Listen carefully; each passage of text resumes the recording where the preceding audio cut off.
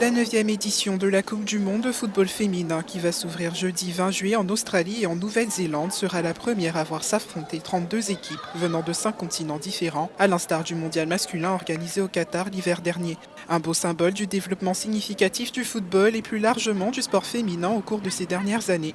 Par rapport à l'édition 2019, le montant des primes octroyées par la FIFA aux équipes participantes a sensiblement augmenté, s'élevant à près de 110 millions de dollars pour 2023. Cette année, le continent africain sera représenté par les 4 demi-finalistes de la CAN féminine, qui sont le Maroc, la Zambie, le Nigeria et l'Afrique du Sud. La Nouvelle-Zélande, pays hôte, est en première ligne aux côtés de la Norvège, des Philippines et de la Suisse dans le groupe A. Le Nigeria est dans le groupe B avec l'Australie, l'Irlande et le Canada.